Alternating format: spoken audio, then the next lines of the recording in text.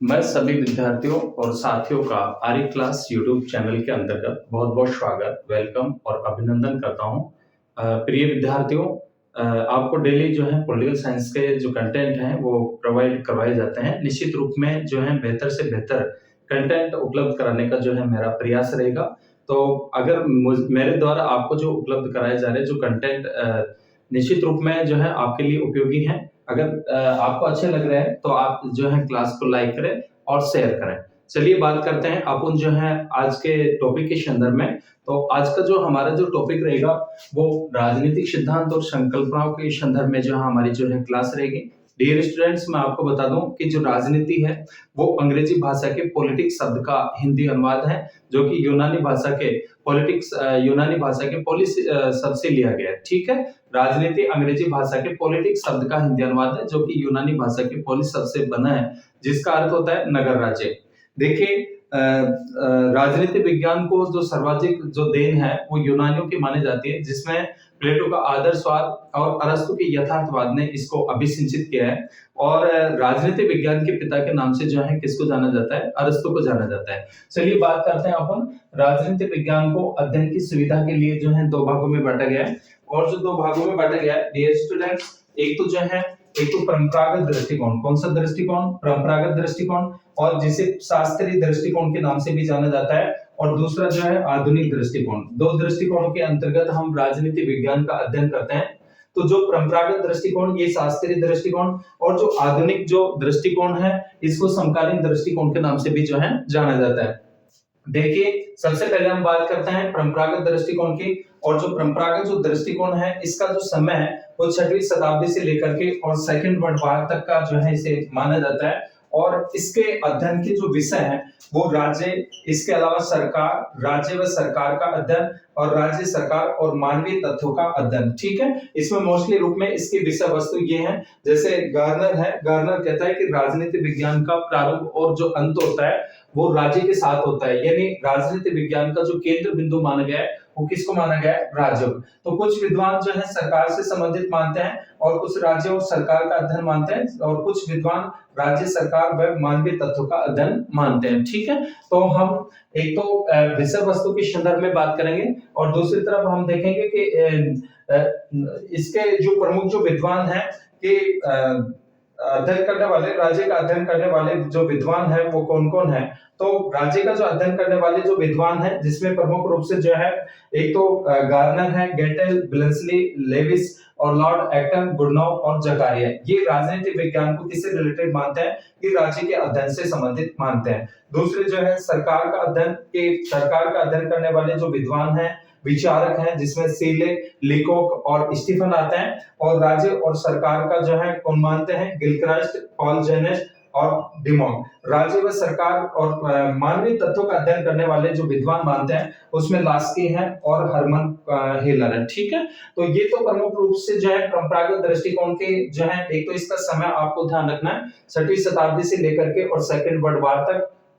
अध्ययन के जो विषय हैं राज्य है, सरकार है, राज्य व सरकार का अध्ययन, राज्य और सरकार और मानवीय तथ्यों का अध्ययन। ठीक है, देखिए राजनीति विज्ञान का जो केंद्र बिंदु माना गया है वो किसको माना गया है? राज्यों को। किसको माना गया है? राज्यों को। ठीक है, और जो आधुनिक समय में हम राजनीति विज्ञान के अकॉर्डिंग जो राज्य मानते हैं, मोस्टली रूप में राज्य के 4 निर्धारक तत्व स्वीकार किए गए हैं, 4 अंग माने गए हैं वर्तमान समय में, जिसमें जनसंख्या आती है, निश्चित भूभाग आता है, सरकार आती है, और क्या आती है? संप्रभुता। और जो राज्य के जो लक्ष्य हैं और जो उद्देश्य होते हैं उनकी जो पूर्ति की जाती है किसके द्वारा की जाती है? सरकार के द्वारा। और सरकार 3 अंगों से मिलकर के बनती है, व्यवस्थापिका, कार्यपालिका और न्यायपालिका। व्यवस्थापिका कानूनों का निर्माण करती है, कार्यपालिका व्यवस्थापिका के द्वारा बनाए गए कानूनों को लागू करती है, और जो न्यायपालिका होती है वो न्याय से संबंधित कार्य करती है, संविधान की व्याख्या करती है। इसके अलावा कानून का उल्लंघन करने वाले व्यक्तियों को क्या करती है? दंडित करती है। आधुनिक दृष्टिकोण को जिसे समकालीन दृष्टिकोण कहा जाता है, और इसके अध्ययन के जो विषय है प्रमुख रूप से मानवीय प्रक्रिया का अध्ययन आता है। इसके अलावा राजनीतिक शक्ति का अध्ययन, राजनीतिक व्यवस्था का अध्ययन और निर्णय प्रक्रिया का अध्ययन। ठीक है, तो अपन सबसे पहले अपन जो बात करते हैं वो हम जो बात करेंगे ये राजनीतिक विज्ञान के परंपरागत दृष्टिकोण के संदर्भ में देखेंगे और उसके बाद में फिर हम जो चर्चा करेंगे वो राजनीतिक विज्ञान का जो समकालीन जो दृष्टिकोण है जिसे आधुनिक दृष्टिकोण के नाम से जाना जाता है, इसके संदर्भ में अपन बात करेंगे। ठीक है, तो जो राजनीतिक विज्ञान है उसको अध्ययन की सुविधा की दृष्टि से कितने भागों में बांटा जा सकता है, कितने भागों में बांटा गया है, 2 भागों में बांटा गया है। ठीक है, देखिए अब हम जो बात करते हैं प्रमुख रूप से जो है कि महत्वपूर्ण एक तो कथनों के संदर्भ में देखेंगे। जो महत्वपूर्ण कथन है, एक तो गार्नर के अनुसार, किसके अनुसार, गार्नर के अनुसार, परंपरागत दृष्टिकोण के अंतर्गत बात कर रहे हैं अपन, तो गार्नर के अनुसार इन्होंने कहा है कि राजनीति विज्ञान का प्रारंभ, देखिए राजनीति विज्ञान का प्रारंभ, राजनीति विज्ञान का प्रारंभ व अंत, राजनीति विज्ञान का प्रारंभ व अंत जो है किसके साथ होता है, प्रारंभ व अंत राज्य के साथ होता है। किसके साथ होता है, राज्य के साथ होता है। यानी मुख्य रूप से जो है गार्नर जो है राजनीति विज्ञान का जो संबंध मानते हैं, राजनीति विज्ञान की जो विषय वस्तु मानते हैं वो किसको मानते हैं, राज्य को। कि जब राजनीति विज्ञान का प्रारंभ हम करते हैं, राजनीति विज्ञान पढ़ना शुरू करते हैं, राजनीति विज्ञान की शुरुआत करता है, तो उसका जो प्रारंभ है वो किसके साथ होता है, राज्य के साथ होता है, और जब उसका अंत होता है तब भी किसके साथ होता है, राज्य के साथ होता है। तो ये जो परिभाषा है, ये डेफिनेशन है, ये कथन है, किसका है, ये गार्नर का है। किसके अनुसार, गार्नर के अनुसार। इसके बाद में ब्लेंसली के अनुसार कि राजनीति विज्ञान वह विज्ञान है जिसका संबंध राज्य से है और वह यह समझने का प्रयत्न करता है कि राज्य के आधारभूत तत्व क्या है और उसका स्वरूप क्या है और उसके किन किन रूपों में क्या होती है, अभिव्यक्ति होती है। ठीक है, लेकिन आपको एक बात ध्यान रखनी है कि ब्लेंसली ने राज्य के आंगिक और सावयवी सिद्धांत का समर्थन किया है तथा राज्यों को पुरुष के समान और चर्च को स्त्री के समान माना है। ठीक है, गेटेल के अनुसार राजनीति शास्त्र राज्य के भूत, वर्तमान, भविष्य का पता तथा राजनीतिक संगठन, कार्यों और संस्थाओं का अध्ययन किया जाता है। और लॉर्ड एक्टन के अनुसार राजनीति विज्ञान राज्य व उसकी अनिवार्य दशाओं से संबंधित है। सीले के अनुसार राजनीति विज्ञान उसी प्रकार सरकार के तत्वों का अनुसंधान करता है जैसे संपत्ति शास्त्र में संपत्ति का, जीव विज्ञान में जीवों का, गणित में अंकों का क्या किया जाता है, अध्ययन किया जाता है। ये किसने कहा है, ये सीले ने कहा है। लिको के अनुसार राजनीति विज्ञान सरकार से संबंधित विद्या है। ध्यान रखना, लेखकों के अनुसार कि जो राजनीति विज्ञान है वो सरकार से संबंधित विद्या है, लेकिन कुछ विद्वान पूर्व के दृष्टिकोण को संकुचित मानते हैं और कहते हैं कि परंपरागत दृष्टिकोण में राज्य व सरकार दोनों का अध्ययन किया जाता है। इनका मानना है कि राज्य और सरकार एक दूसरे के पूरक है, जैसा कि गिलक्राइस्ट ने कहा कि राजनीति विज्ञान राज्य व सरकार की सामान्य समस्याओं का अध्ययन करता है। डेमोक के अनुसार राजनीति विज्ञान में राज्य तथा उसके साधन, सरकार का अध्ययन किया जाता है। और लॉस्की के अनुसार राजनीति विज्ञान के अध्ययन में संगठित राज्य से संबंधित मनुष्य के जीवन का अध्ययन किया जाता है। लास्की के अनुसार व्यक्ति के अध्ययन के बिना राजनीति विज्ञान का अध्ययन अधूरा है, क्योंकि व्यक्ति राजनीति की क्या है, प्रमाणिक इकाई है। ठीक है,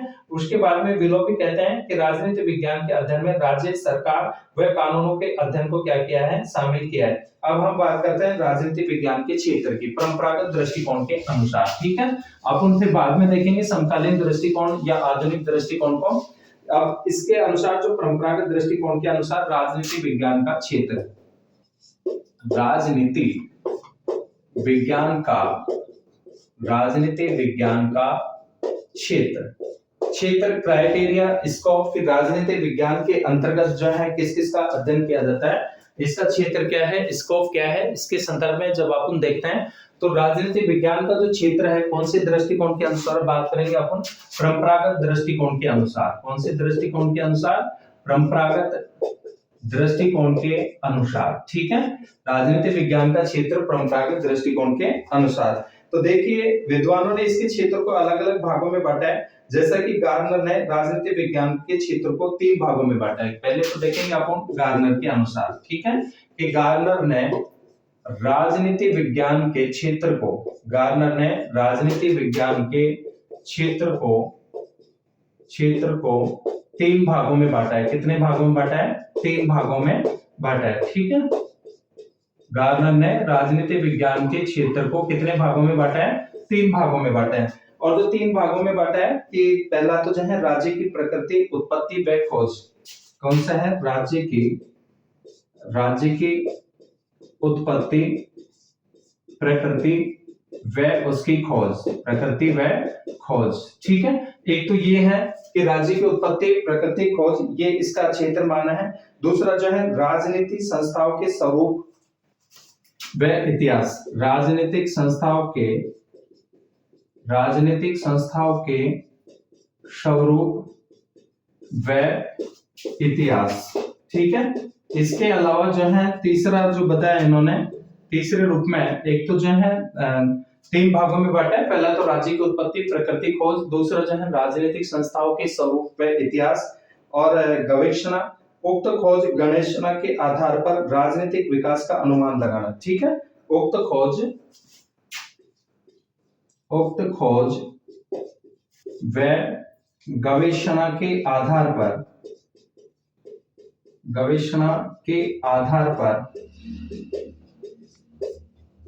राजनीतिक विकास का, गवेषणा के आधार पर राजनीतिक विकास का पता लगाना, राजनीतिक विकास का क्या करना, पता लगाना। ठीक है, देखिए पता लगाना या जो है अनुमान लगाना, बात एक ही है। इसमें जो है एक तो कि राजनीतिक विज्ञान का क्षेत्र देख रहे हैं अपन, और राजनीतिक विज्ञान का क्षेत्र परंपरागत दृष्टिकोण के आधार पर देख रहे हैं। तो गार्नर ने राजनीतिक विज्ञान के क्षेत्र को तीन भागों में बांटा है। पहला तो जो है राज्य की उत्पत्ति, प्रकृति और खोज। दूसरा जो है राजनीतिक संस्थाओं के स्वरूप व इतिहास। और तीसरा जो है कि उक्त खोज व गवेषणा के आधार पर जो है राजनीतिक, गवेषणा के आधार पर राजनीतिक विकास का क्या करना, पता लगाना। तो गार्नर जो है इसके अंतर्गत तीन भागों में गार्नर बांटते हैं। गेटेल के अनुसार जो है राजनीतिक विज्ञान के क्षेत्र में तीन बातों को शामिल किया जाता है। गार्नर के बाद में जो है गेटेल। ठीक है, गार्नर के बाद में गेटेल, और गेटेल ने भी जो है तीन बातों को शामिल किया है। एक तो राज्य की उत्पत्ति, राजनीतिक संस्थाओं और सिद्धांतों का विकास। किस किस को शामिल किया है? एक तो राज्य की उत्पत्ति, राज्य की जो है उत्पत्ति। इसके अलावा जो है राजनीतिक संस्थाओं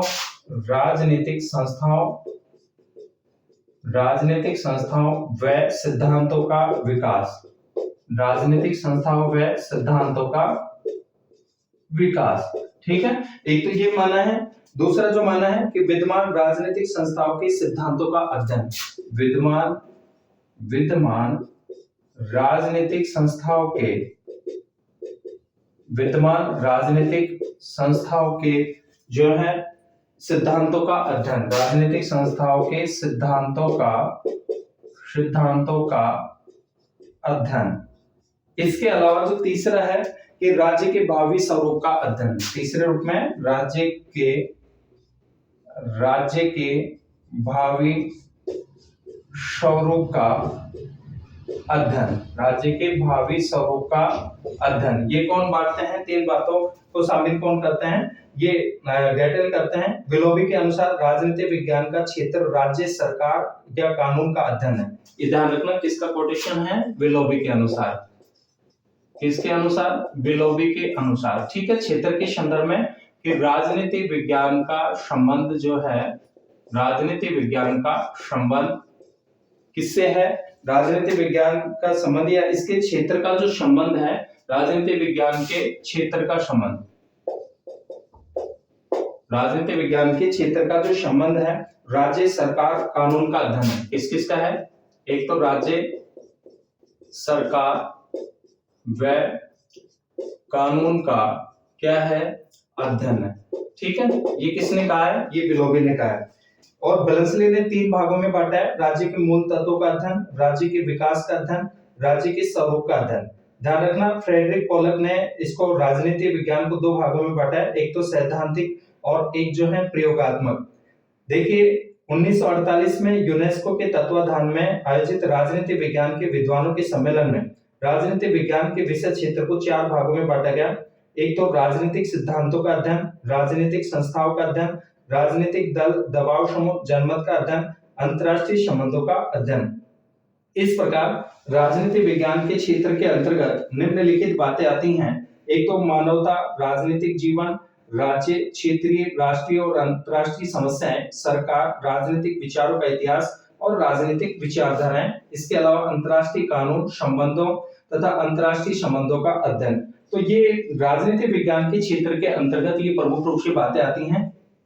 अब इसके परंपरागत दृष्टिकोण की जो अध्ययन पद्धतियां हैं, ध्यान रखना अध्ययन पद्धतियां पूछी जाती हैं।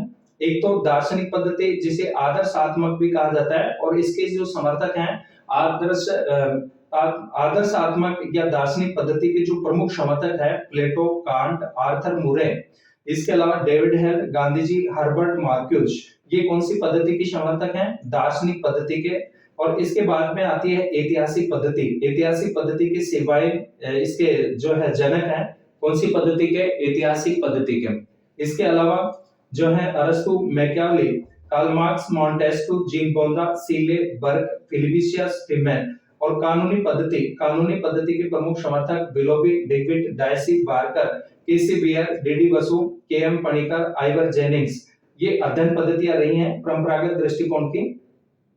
संस्थागत पद्धति में आते हैं मॉरिस ड्यूवर्जर, विलियम सार्टोरी, ब्लॉन्डले और लॉस्की, मैकाइवर। ठीक है, उसके बाद में संदर्भात्मक पद्धति जिसमें बटलर आते हैं। तो जो दार्शनिक पद्धति है ये इसको आदर्शात्मक भी कहा जाता है, और इस पद्धति के अंतर्गत निश्चित मूल्यों और मानकों के आधार पर अध्ययन किया जाता है। अर्थात अध्ययनकर्ता एक मानक स्थापित कर लेता है जिसके आधार पर अध्ययन करता है, और इस पद्धति में मूल्यों पर विशेष बल दिया जाता है। कौन सी पद्धति में? इसमें दार्शनिक पद्धति के अंतर्गत। ठीक है, और यह जो पद्धति है विशेष आपको ध्यान रखना है कि ये जो पद्धति है कल्पना मूलक होने के कारण, कौन सी पद्धति? दार्शनिक पद्धति। कल्पना मूलक होने के कारण इसकी आलोचना की जाती है, परंतु समकालीन समय में नव परंपरावादियों ने इसका समर्थन किया है। और नव परंपरावादी जो हैं माइकल ऑक्सफोर्ड, लियो स्ट्रॉस, वाइगलिन, बेर्ट्राद जुवेनवाल, ये नव परंपरावादी हैं। और ऐतिहासिक जो पद्धति है इसके अंतर्गत राजनीतिक पद्धति का अध्ययन ऐतिहासिक आधार पर किया जाता है। फिर कानूनी पद्धति, इसके अंतर्गत किसी राजनीतिक संस्था का अध्ययन किया जाता है, और उसका जो अध्ययन है विद्वान कानूनों के आधार पर किया जाता है। इसके बाद में आती है संस्थागत पद्धति, और संस्थागत पद्धति में कि इसके अंतर्गत राजनीतिक संस्थाओं का जो अध्ययन है वो संविधान कानून में उल्लेखित संस्थाओं के साथ साथ संविधान की बाहर स्थापित संस्थाओं के साथ में करते हैं। संदर्भात्मक जो पद्धति है कि मार्श व बटलर ने परंपरागत दृष्टिकोण के अंतर्गत मूल्यों के साथ साथ तथ्यों का भी अध्ययन किया, और इन्होंने संदर्भात्मक पद्धति का क्या किया? विकास किया। अब हम बात करते हैं परंपरागत दृष्टिकोण की विशेषताएं। इसकी जो प्रमुख विशेषताएं हैं कि एक तो ये तर्क और कल्पनाओं पर आधारित है, आदर्शात्मक इसमें अध्ययन किया जाता है, उचित व अनुचितता पर बल देते हैं, नैतिकता और राजनीतिक मूल्यों पर बल देते हैं, कानूनी, औपचारिक तथा संस्थागत अध्ययनों की प्रमुखता है, प्रधानतः यह संकुचित दृष्टिकोण है, अपरिष्कृत अध्ययन पद्धतियों का प्रयोग, व्यक्तिनिष्ठ अध्ययन की प्रधानता, द्वितीयक आंकड़ों पर बल, और राजनीतिक सिद्धांत के तहत परंपरागत दृष्टिकोण के जो दो कार्य हैं, एक तो समालोचना और एक जो है कौन सा है? पुनर्निर्माण। कौन कौन से हैं? एक तो समालोचना है और एक क्या है? पुनर्निर्माण है। ठीक है, तो देखिए हम बात कर रहे हैं राजनीति विज्ञान के, इसको रिवाइजेशन देख लेते हैं कि राजनीति विज्ञान को अध्ययन की सुविधा की दृष्टि से दो भागों में बांटा गया है। एक तो राजनीति विज्ञान का जो है कौन सा दृष्टिकोण? परंपरागत दृष्टिकोण, जिसे आदर्शात्मक दृष्टिकोण के नाम से या दार्शनिक के नाम से जो है जाना जाता है। कौन से? शास्त्रीय दृष्टिकोण। ठीक है, परंपरागत दृष्टिकोण या शास्त्रीय दृष्टिकोण, जिसमें प्रमुख रूप से क्या है? दार्शनिक हमें लगता है ये दृष्टिकोण, और दूसरा जो है आधुनिक दृष्टिकोण या समकालीन। परंपरागत दृष्टिकोण का जो समय है वो 6वीं शताब्दी से लेकर के द्वितीय विश्व युद्ध तक, और इसके अध्ययन का जो विषय रहा है परंपरागत दृष्टिकोण का, वो राज्य का अध्ययन, सरकार का अध्ययन, राज्य व सरकार का अध्ययन, राज्य सरकार और मानवीय तत्वों का अध्ययन। इसके बाद में हमने देखा कि अध्ययनकर्ता, राज्य का अध्ययनकर्ता कौन कौन है? गार्नर, गेटेल, वेलेंसली, लेविस, और सरकार का अध्ययन मानने वाले सीले, लिकोक, स्टीफन, राज्य और सरकार का अध्ययन करने वाले विचारक गिलक्राइस्ट, पाल जेनेट, डिमोक, बिलोबी, लॉस्की और गेटर, और राज्य और सरकार व मानवीय तथ्यों का अध्ययन करने वाले जो विद्वान हैं वो कौन कौन है? लास्की और कौन है? हर्मन हेलर है। ठीक है, उसके बाद में हमने महत्वपूर्ण कथन देखे, और फिर राजनीति विज्ञान का क्षेत्र देखा, जिसमें गार्नर ने इसको क्षेत्र को 3 भागों में बांटा है, जिसमें प्रमुख रूप से राज्य की प्रकृति, उत्पत्ति व खोज, राजनीतिक संस्थाओं के स्वरूप का इतिहास व गवेषणा, और उक्त खोज और गवेषणा के आधार पर राजनीतिक विकास का क्या लगाना? अनुमान लगाना। उसके बाद में बर्नसले ने भी 3 भागों में बांटा है और फ्रेडरिक पोलक ने राजनीति विज्ञान को 2 भागों में बांटा है, एक सैद्धांतिक और एक जो है प्रयोगात्मक। इसके बाद में 1948 में यूनेस्को के तत्वाधान में जो आयोजित राजनीति विज्ञान के विद्वानों के सम्मेलन में राजनीति विज्ञान के विषय क्षेत्र को 4 भागों में बांटा गया कि एक तो राजनीतिक सिद्धांतों का अध्ययन, राजनीतिक संस्थाओं का अध्ययन, राजनीतिक दल, दबाव समूह और जनमत का अध्ययन, अंतर्राष्ट्रीय संबंधों का अध्ययन। और इस प्रकार से राजनीतिक विज्ञान के क्षेत्र के अंतर्गत जो बातें आती हैं, एक तो मानवता, मानव का राजनीतिक जीवन, राज्य, क्षेत्रीय, राष्ट्रीय और अंतर्राष्ट्रीय समस्याएं, सरकार, राजनीतिक विचारों का इतिहास, राजनीतिक विचारधाराएं, अंतर्राष्ट्रीय कानून, संबंधों और अंतर्राष्ट्रीय संबंधों का अध्ययन। उसके बाद में परंपरागत दृष्टिकोण के हमने अध्ययन पद्धति की बात की है और अध्ययन पद्धति में दार्शनिक पद्धति, ऐतिहासिक पद्धति, कानूनी, संस्थागत, संदर्भात्मक पद्धति, ठीक है। और फिर अपन जो बात करेंगे वो बात करेंगे आधुनिक दृष्टिकोण, जिसे समकालीन दृष्टिकोण भी कहा जाता है और इसका जो समय है वो द्वितीय विश्व युद्ध के बाद है, ठीक है। और इसके 2 प्रेरणा जो स्रोत रहे हैं, एक तो शिकागो संप्रदाय और एक जो है मनोविज्ञान। तो डियर स्टूडेंट्स, नेक्स्ट जो दृष्टिकोण है उसकी विषय वस्तु, उसके प्रमुख समर्थक, विद्वान, इनके संदर्भ में हम जो बात करेंगे वो नेक्स्ट क्लास हमारी सेकंड क्लास रहेगी। तब तक सभी विद्यार्थियों का बहुत बहुत धन्यवाद।